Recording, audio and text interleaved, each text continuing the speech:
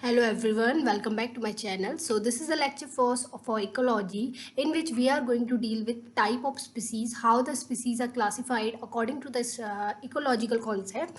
So we will see it in detail. So type of species first we understand कि species क्या होता है. So a group of living organism which consist the similar individual means एक group है जो similar individual को consist कर रहा है and these individual of that group must be able to exchange their gene with each other and they are must be able to interbreed. Means ये जो individual है ये इंटरब्रीड करने के लिए कैपेबल होनी चाहिए और एक प्रोजेनी को प्रोड्यूस फर्टाइल प्रोजेनी को प्रोड्यूस करने के लिए कैपेबल होनी चाहिए. Then we will call that group of living organism का एक type of species. Like cats का एक अलग इंडिविजुअल ग्रुप है, डॉग एक अलग ग्रुप ऑफ स्पीसीज में आता है. तो इस तरीके से डिफरेंट क्लासिफिकेशन जो दिए जाते हैं species. But if we see according to the ecology में जो हमारा डिफरेंट टाइप ऑफ स्पीसीज है उनको कैटेगराइज किया गया है अलग अलग 8 मेन क्लासेस में. सो दैट इन्वेजिव स्पीसीज है, की स्टोन स्पीसीज है, some are the generalist species जो जर्नलाइज्ड होते हैं, हर चीज़ पे फीड अप करते हैं. Some are special species, specialist कहते हैं. Some are indicator, flagship species, umbrella species, cryptic species. तो मेन 8 टाइप ऑफ स्पीसीज होती हैं according to ecology. So we will see each of them in detail and we will do the questions based on these species also. So first we will understand what is invasive species. So and as the name suggests ki invasive, it is trying to invade in a new area. So we call it also a introduced species, a alien species, introduced species, exotic species, non-native species. Suppose कोई species है particular forest में present है या particular country में present है तो वो species वहीं मिलती है तो उसे हम वहाँ की native species बोलते हैं. बट अगर वो species किसी और country में किसी और forest में जाए जहाँ पे वो नहीं मिलती थी और वहाँ पे न्यू है तो उसे हम बोलेंगे नॉन नेटिव स्पीसीज़, मतलब वो वहाँ की नेटिव स्पीसीज़ नहीं है.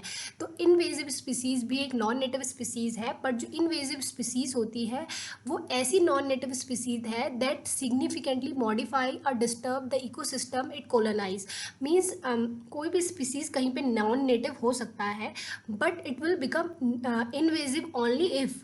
इन्वेजिव हम उसे तभी कहेंगे जब वो इकोसिस्टम को डिस्टर्ब करने की कोशिश करेगा या मॉडिफाई करने की कोशिश करेगा. So there is a difference between non native species and invasive species.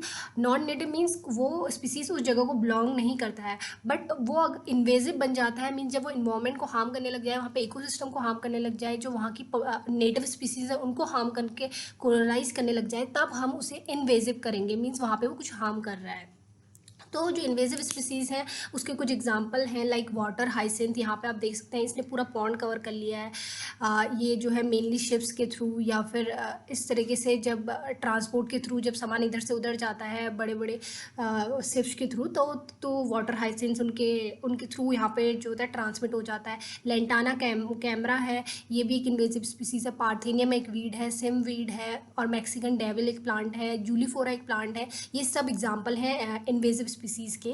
सो कोई भी नॉन नेटिव स्पीसीज को इन्वेजिव बनने के लिए कुछ प्रॉपर्टीज़ की रिक्वायरमेंट होती है. कोई भी स्पीसीज इन्वेजिव कब बन सकती है? जब वहाँ पे नेचुरल एनिमीज़ का लैक हो. जिस भी जगह पे वो जा रही है अगर उसकी नेचुरल एनिमीज़ नहीं होंगे तो ऑब्वियसली वो ईजिली पॉलिफरेट करेगा. उसकी ग्रोथ बहुत फास्ट हो, उसका रिप्रोडक्शन बहुत फास्ट हो. मतलब ग्रोथ फास्ट हो तो जब जल्दी जल्दी ग्रो करेगा. रिप्रोडक्शन ज़्यादा है तो मोर प्रोजेनी बनाएगा. प्रोजेनी ज़्यादा बनेगा तो उसकी डिस्पर्सल एबिलिटी भी ज़्यादा होनी चाहिए ताकि वो एक जगह से दूसरी जगह पे डिस्पर्स करके लार्ज एरिया को कोलोनाइज कर ले. और tolerance to the environment means जिस इन्वायरमेंट में जा रहा है वहाँ पे tolerant different type of adverse condition में भी वो ग्रो करने की कैपेबिलिटी रखता है, तब वो इन्वेजिव बन जाता है. Ability to live on a wide range of food means वहाँ पे जो भी फूड अवेलेबल है उसको वो एब्जॉर्ब करके अपनी लाइफ साइकिल कंप्लीट करेगा. लैक ऑफ प्रीडेटर, वहाँ पे उसका प्रीडेटर नहीं है कोई तो इस तरीके से वो क्या करेगा, नेचुरल एनिमी नहीं है या प्रीडेटर नहीं है तो वो पॉलिफ्रेट करेगा ईजिली. तो ये जो प्रॉपर्टी अगर किसी स्पीसीज़ में होंगी तो वो इन्वेजिव बनने की उसकी बहुत ज़्यादा चांसेस हैं क्योंकि ये सारी प्रॉपर्टी ऐसी हैं जो उसको फेवर कर रही हैं. अगर वो टॉलरेंट है तो वो कहीं पर भी रह सकता है. अगर वो बहुत सारे डाइवर्स फूड पर अगर फीड अप करता है तो वो कहीं पर भी जो है कॉलोनाइज कर सकता है. तो इन्वेजिव होने के लिए ये प्रॉपर्टीज़ बहुत इंपॉर्टेंट है. This can be ask in the question in the like statement based question. So you have to remember this type of question. Ecology बहुत हमारे इन्वायरमेंट से या हमारे डेली बेसिस पे बहुत रिलेटेड होता है. So you can relate this point very easily. Parthenium एक वीड है, you can see that is a invasive species. Juliflora plant भी इन्वेजिव स्पीसीज में आता है. Now we will see the second species, keystone species. Means as the name suggests, a stone which is very important, very playing a key role, that is known as keystone species. So a keystone species is a species that has a disproportionate large impact on the environment relative to abundance.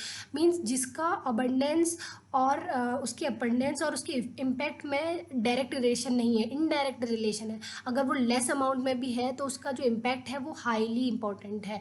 Like अगर 10 species भी present है तो जो उनका impact है वो बहुत ज़्यादा इंपॉर्टेंट है. तो इनडायरेक्ट रिलेशनशिप है, डिसप्रपोर्शनेट रिलेशनशिप है, डायरेक्ट कोई रिलेशनशिप नहीं है कि जब पॉपुलेशन ज़्यादा होगी तभी कीस्टोन स्पीसीज़ का रोल ज़्यादा होगा. ये समझ सकते हैं कि कम पॉपुलेशन होने पे भी जो स्पीसीज़ है उसका बहुत इंपॉर्टेंट रोल है हमारे इकोसिस्टम को बैलेंस करने में. अगर हम एग्जांपल देखें, लाइक सी स्टार है, ये एक प्रेडेटर है. किस पे प्रे करता है? सी अर्चिन पे प्रे करता है. अब सी स्टार सी अर्चिन पे प्रे करता है और सी अर्चिन किस पे प्रे करता है? कोरल रीफ पे. अगर सी स्टार होगा तो वो सी अर्चिन पे प्रे करेगा. सी अर्चिन की जो पॉपुलेशन है वो बैलेंस रहेगी, तो कोरल रीफ को भी वो ज़्यादा फीड नहीं करेगा, सब कुछ बैलेंस रहेगा, इकोसिस्टम क्या रहेगा? बैलेंस रहेगा. अगर हम हनी बीज को देखें तो वो क्या करती हैं? Wild variety of plant species को क्या करती है? पॉलिनेट करती हैं. अगर हनी बीज ही ना हो, इस अर्थ से हनी बी एक्सटिंक्ट हो जाए तो पॉलिनेशन का जो रेट है वो बहुत ड्रास्टिकली रिड्यूस कर जाएगा, और जिसकी वजह से क्या होगा? हमें ही खाने को कुछ नहीं मिलेगा, क्योंकि पॉलिनेशन नहीं होगा तो जो क्रॉप है उनमें कैसे वो अपनी लाइफ साइकिल को कंप्लीट करेंगे और कैसे हमें फूड अवेलेबल हो पाएगा. तो दे आर मोस्ट की स्टोन स्पीसीज, ये भी इसके अंदर आता है. लाइक सिंपली एक बीवर जो होते हैं, ये नेचुरल जो है नेचुरल जो एनिमल्स हैं, ये नेचुरल इंजीनियर बोलते हैं हम इसे, क्योंकि ये जो डैम्स हैं उनको बिल्ड करने में बहुत ज़्यादा हेल्पफुल होते हैं, और जिसकी वजह से वहाँ पे कुछ अदर स्पीसीज़ भी सर्वाइव कर सकती है. अगर बीवर्स एक्सटिंक्ट हो जाएं तो उसकी वजह से जो अदर स्पीसीज़ वहाँ पे सर्वाइव कर रही हैं उन डैम्स के अराउंड, वो भी एक्सटिंक्ट हो जाएंगी. तो इस तरीके से ये भी की स्टोन स्पीसीज़ का रिलेशन करती हैं, जो है रोल प्ले करती हैं. They build the dam that transform the environment in a manner that allow certain other species to survive और grow. Means keystone species ऐसी है जो इकोसिस्टम को बैलेंस रख रही है. अगर की स्टोन स्पीसीज़ को रिमूव कर दिया जा रहा है तो इकोसिस्टम की जो डाइवर्सिटी है वो बैलेंस नहीं हो रही है. एक चीज़ बहुत ज़्यादा हो जाएगी और दूसरी चीज़ बहुत ज़्यादा कम हो जाएगी, तो इस तरीके से जो डाइवर्सिटी है वो हट रही है, मोनोपोली क्रिएट हो जाएगी, और इकोसिस्टम हमेशा बैलेंस होता है, डाइवर्स होता है. So keystone species play very important role in maintaining the diversity और बैलेंस इन द इकोसिस्टम. तो अब इस एग्जांपल से हम देख सकते हैं, लाइक सी ऑटर एक एनिमल है, तो ये किस पे फीड अप करता है? सी अर्चिन पे. और सी अर्चिन किस पे फीड करता है? कैल्प फॉरेस्ट पे. अब सपोज हमारा नॉर्मल कंडीशन है, हमारा सी ऑटर प्रेजेंट है, ठीक है, और सी अर्चिन पे फीड अप कर रहा है. अब ये सी अर्चिन को इसने खा लिया, तो सी अर्चिन क्या करेगा? बहुत ज़्यादा ग्रो नहीं करेगा, उसकी पॉपुलेशन तो रहेगी बट बैलेंस लेवल तक रहेगी. और फिर क्या होगा? सी अर्चिन भी क्या करेगा? कैल्प फॉरेस्ट पे फीड अप करेगा. बट कैल्प फॉरेस्ट को फीड करेगा, अगर कम पॉपुलेशन होगी तो लिमिटेड अमाउंट में फीड करेगा, तो कैल्प फॉरेस्ट भी ग्रो करेगा. मीन्स कोई भी ज़्यादा नहीं हो सकता, ना ही सी अर्चिन ज़्यादा हो सकता है, ना ही कैल्प फॉरेस्ट डोमिनेट कर सकता है. कोई भी डोमिनेट नहीं कर सकता अगर हमारा की स्टोन स्पीसीज प्रेजेंट है. बट सपोज हमारा की स्टोन स्पीसीज ही अपसेंट है. अब स्पीसीज अपसेंट है तो ऑब्वियसली कोई भी है ऐसा नहीं है जो सी अर्चिन पे फीड अप कर सके. अगर सी अर्चिन पे कोई फीड अप ही नहीं करेगा तो सी अर्चिन क्या करेंगे? बहुत ज़्यादा पॉपुलेशन हो जाएगी, पॉपुलेशन ज़्यादा होगी तो ये क्या करेंगे? कैल्प फॉरेस्ट पे फीड अप करेंगे, तो कैल्प फॉरेस्ट क्या हो जाएगा? ओवरग्रेज हो जाएगा, पूरा कैल्प फॉरेस्ट डिस्ट्रॉय हो जाएगा.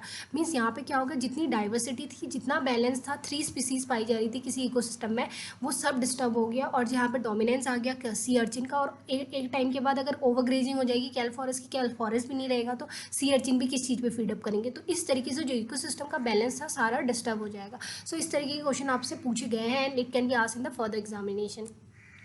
यहाँ पे भी हम देख सकते हैं, this is a red colour mark जो की स्टोन स्पीसीज को डिनोट कर रहा है. अगर की स्टोन नहीं है तो देखिए यहाँ पे पूरा की स्टोन है तो बैलेंस बना हुआ है, अगर की स्टोन नहीं है तो पूरी बिल्डिंग ही गिर चुकी है हमारी. तो इस एग्जाम्पल से भी हम समझ सकते हैं, दिस शार्क इज अ की स्टोन स्पीसीज. ये क्या है? काउनोस रेस पे फीड अप करता है. अब रेस पे ये फीड अप कर रहा है तो रेस की जो पॉपुलेशन है वो बैलेंस रहेगी. अब रेस क्या है? ये बाइवेल पे और आर्थ्रोपोड पे फीड अप कर रहा है. अब ये भी लिमिटेड नंबर पे है तो लिमिटेड अमाउंट ऑफ फीडिंग होगी, लिमिटेड फीडिंग होगी तो सब कुछ बैलेंस रहेगा. बट यहाँ पे से हमने शार्क को रिमूव कर दिया, कोई कीस्टोन स्पीसीज नहीं है, तो इनकी पॉपुलेशन इंडिपेंडेंटली ग्रो करती जाएगी, क्योंकि कोई उन पर प्रेडेट करने वाला नहीं है, फीड करने वाला नहीं है. अगर इन पर कोई फीड करने वाला नहीं है काउनोस रेस पे, तो इनका ओवर पॉपुलेशन हो जाएगा. ओवर पॉपुलेशन होगा तो ये क्या करेंगे? ज़्यादा फूड रिक्वायरमेंट होगी तो ज़्यादा ऑर्थ्रोपोड पर फीड करेंगे, ऑर्थ्रोपोड भी कोलैप्स हो जाएंगे, और इस तरीके से एक जो इकोसिस्टम का सारा बैलेंस था वो क्या हो जाएगा? डिस्टर्ब हो जाएगा. तो हमारा जो ये है की स्टोन स्पीसीज है इस तरीके से वर्कअप करता है, और इसका पॉपुलेशन नंबर ज़रूरी नहीं कि बहुत ज़्यादा हो.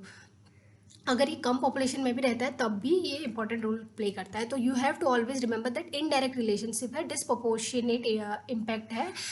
तो आपको ये याद रखना, this is a very important term. So this is all about the keystone species and invasive species. In the upcoming lecture हम देखेंगे जर्नलिस्ट एंड स्पेशलिस्ट स्पीसीज क्या होते हैं, and we will complete all this topics.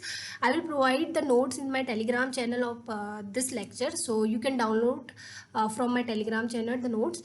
And hope you like this video. If you like this video, please subscribe to my channel and let me know in the comment section. If you have still any query, you can let me know in the comment section. Thank you for watching this video.